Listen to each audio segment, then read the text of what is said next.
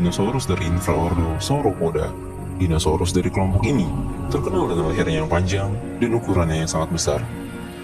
Di dalamnya terdapat Argentinosaurus, Diplodocus, Titanosaurus, dan beberapa jenis lainnya yang memiliki berat diperkirakan dapat mencapai 50 ton. Hewan-hewan seperti dinosaurus terkenal dengan ukuran besarnya. Mereka pernah berjalan di daratan ini. Tidak berhenti di sana, setelah dinosaurus punah, mamalia mulai berkembang dan beberapa memiliki ukuran yang juga besar. Contohnya, ada Paraceratherium yang pernah kita bahas, dan gajah purba Paleolosodon namadicus. Dan di laut, kita sangat tidak asing dengan hiu besar Megalodon. Penemuan-penemuan fosil dari para hewan purba ini membuat kita memiliki gambaran bahwa dahulu bumi dihuni berbagai hewan raksasa. Kenapa ini bisa terjadi?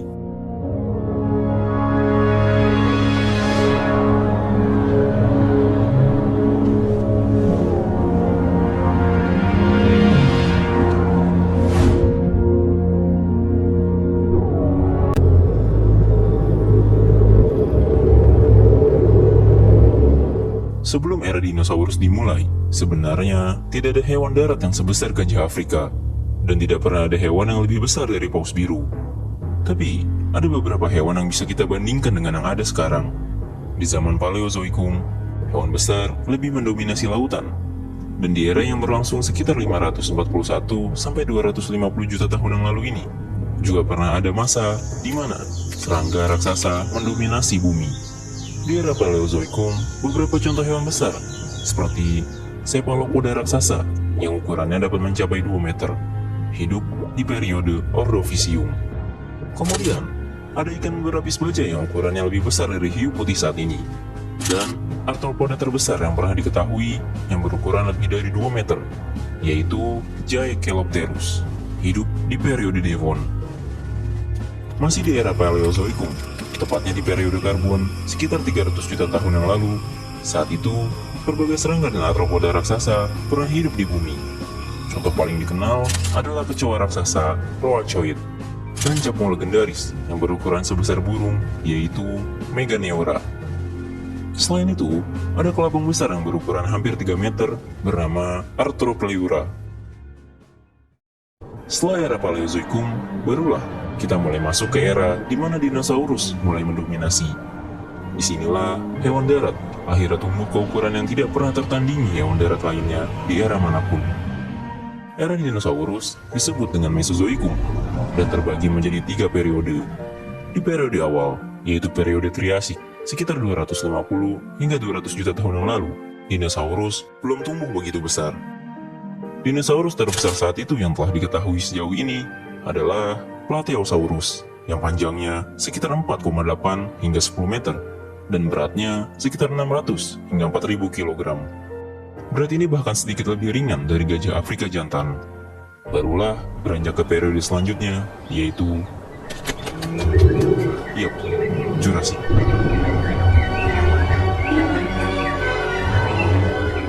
Sekitar 200 sampai 150 juta tahun yang lalu, di periode ini, iklim bumi menjadi lebih lembab, gurun-gurun mulai digantikan oleh hutan hujan rimbun.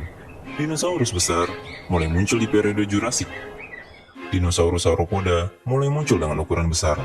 Beberapa di antaranya ada Diplodocus dan Brachiosaurus, yang beratnya dapat mencapai 30 ton, dan diikuti beberapa sauropoda dan dinosaurus lainnya yang berukuran besar. Periode Jurassic berakhir, kini beranjak ke periode akhir dinosaurus, yaitu Cretaceous, sekitar 145 hingga 66 juta tahun yang lalu. Di sini, dinosaurus sauropoda masih mendominasi dari segi ukuran.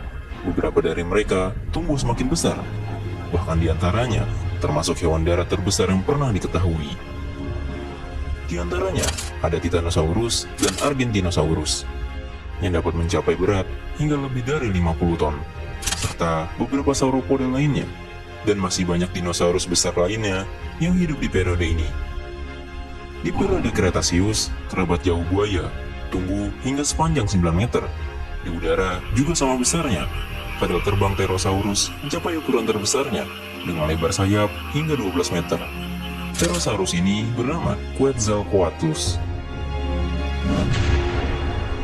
Setelah terjadi kepunahan massal yang memusnahkan dinosaurus dan menjadi akhir dari era Mesozoikum, kini bumi beranjak ke era Neozoikum yang berlangsung sekitar 65 juta tahun yang lalu hingga saat ini.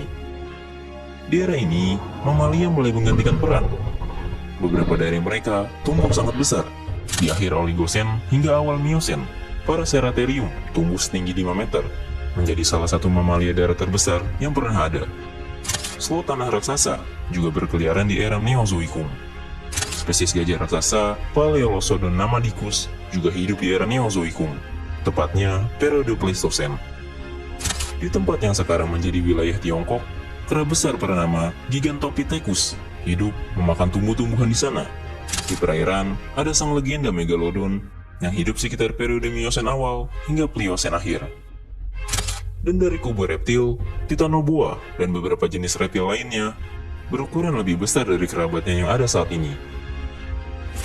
Sejak era serangga raksasa, kemudian dinosaurus, hingga mamalia besar dari berbagai masa pernah hidup di bumi kita. Tapi, kenapa hewan-hewan purba ini tumbuh menjadi besar?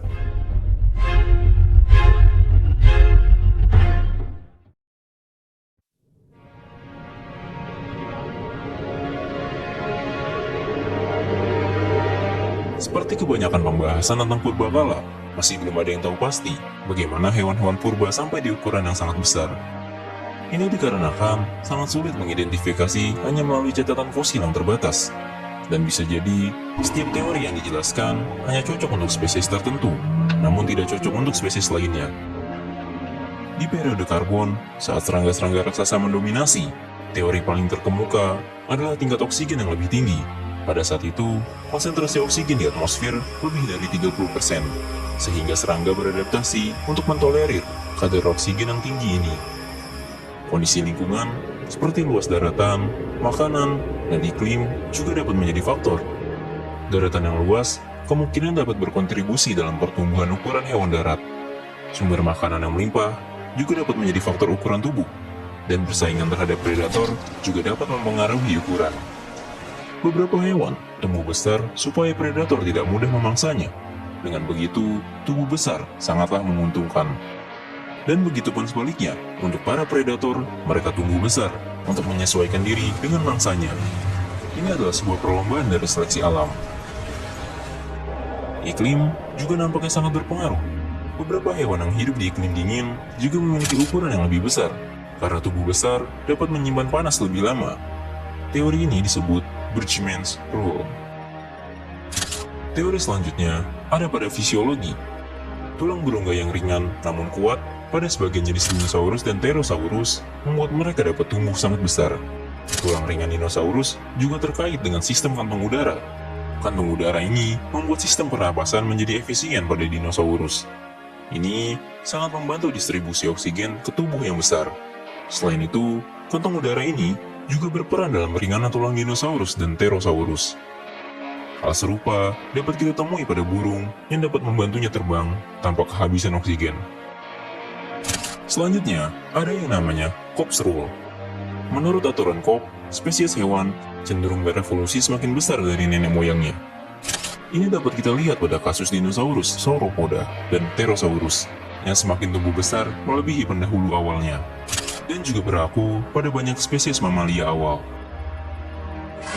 Tapi, lagi-lagi, faktor tubuh besar adalah hal yang sangat kompleks, dan alih-alih mengeneralisir semua hewan besar, justru mungkin setiap spesies memiliki faktor berbeda untuk tumbuh menjadi besar. Sekali lagi, beberapa teori mungkin cocok untuk spesies tertentu, tetapi tidak cocok untuk spesies lainnya.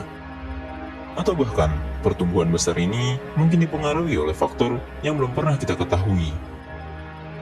Dan gambaran kita tentang hewan purba yang besar juga nampaknya terjadi karena bias konfirmasi. Padahal, di setiap era, di setiap zaman, dan di setiap periode, terdapat hewan besar dan hewan kecilnya masing-masing, termasuk di zaman sekarang. Namun, hewan besar purba nampaknya jauh lebih mendapatkan perhatian, dan fosilnya lebih mudah ditemukan daripada yang kecil. Di mana, mungkin bisa jadi hewan kecil justru lebih banyak daripada yang besar. Selain itu, tidak semua hewan besar ini hidup secara serempak. Beberapa dari mereka hidup di zaman yang berbeda, di mana setiap zaman hewan besar muncul silih berganti. Tapi, kenapa banyak hewan besar purba ini justru menghilang?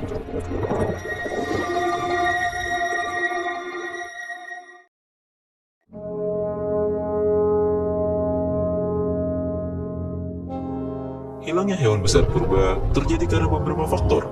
Faktor pertama adalah seleksi alam.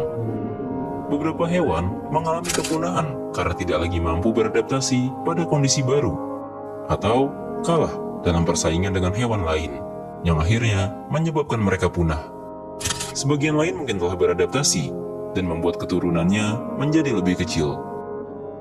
Faktor kedua, karena mengalami kepunahan massal. Contohnya seperti yang terjadi pada dinosaurus dan hewan yang semasa dengannya. Kepunahan massal yang terjadi saat itu memusnahkan sekitar 75% hewan di bumi. Dan mereka yang berukuran besar jelas sangat sulit untuk bertahan. Setelah kejadian ini, bumi akan pulih dan hewan baru akan menggantikan ceruk yang telah kosong itu. Pada akhir zaman es, saat dimana manusia sudah mulai tersebar di berbagai benua, saat itu mamalia besar masih banyak hidup di bumi, lebih banyak dari yang ada saat ini. Bahkan, beberapa pernah hidup berdampingan dengan manusia. Ada lebih banyak spesies gajah dan badak pada saat itu. Sloth tanah raksasa juga masih hidup di Amerika Utara pada akhir zaman es. Di Australia juga ada wombat raksasa. Spesies kucing besar juga lebih beragam, begitupun pada beruang. Rusa raksasa legendaris juga masih hidup di belahan bumi utara, dan banyak mamalia darat besar lainnya yang persebarannya lebih luas dibanding yang ada sekarang. Tapi, kenapa mereka banyak yang menghilang? Ada peristiwa yang disebut kepunahan kuarter. Kepunahan ini terjadi pada akhir periode Pleistosen hingga awal Holosen, berlangsung sekitar 50.000 hingga 10.000 tahun yang lalu. Peristiwa ini banyak memusnahkan megafauna, membuat keragaman hayati menjadi berkurang. Tetapi, kepunahan kuarter ini masih belum dapat dianggap sebagai kepunahan massal. Penyebabnya masih belum diketahui secara pasti dan masih menjadi perdebatan. Namun, hipotesis paling populer diduga karena perubahan iklim, mengingat saat itu juga merupakan transisi dari akhir periode zaman es. Peningkatan suhu bumi, perubahan vegetasi, peningkatan volume air laut, dan perubahan pola cuaca menjadi pendukung dari hipotesis ini. Tapi hipotesis ini pun masih diperdebatkan. Dugaan lain ada pada kita, manusia. Perburuan yang dilakukan manusia nampaknya menjadi salah satu penyebabnya. Namun lagi-lagi, ini hanya hipotesis. Setelah kepunahan kuarter, Afrika menjadi tempat yang paling sedikit terkena dampak. Itulah sebabnya, saat ini, keragaman hewan besar masih cukup banyak di Afrika. Dan beberapa mamalia darat besar di seluruh dunia adalah sisa yang selamat dari kepunahan kuarter. Meskipun kita telah mengetahui hewan-hewan besar di zaman purba, namun sebenarnya zaman kita hidup juga masih dapat dijumpai hewan besar. Gajah, jerapah, badak, kuda nil masih terbilang hewan besar. Di laut, cumi-cumi raksasa dan beberapa spesies cetacea juga memiliki ukuran yang sangat besar. Hanya saja, karena mereka cukup familiar, membuat kita lupa. Dan faktanya, atau uniknya, hewan terbesar yang pernah hidup di bumi dan yang pernah diketahui justru hidup di zaman sekarang. Ia adalah paus biru. Tidak ada hewan yang melebihi ukurannya, bahkan juga dinosaurus. Tidak ada satupun dinosaurus yang melebihi ukuran paus biru, termasuk dinosaurus terbesar sekalipun. Kami selalu mengingatkan bahwa yang kita bahas di video ini bisa saja berubah seiring penelitian berlanjut. Jika kalian ingin menambahkan informasi tentang pembahasan kita kali ini, silakan tulis di kolom komentar. Dan seperti biasa, sekian dulu video kali ini. Terima kasih.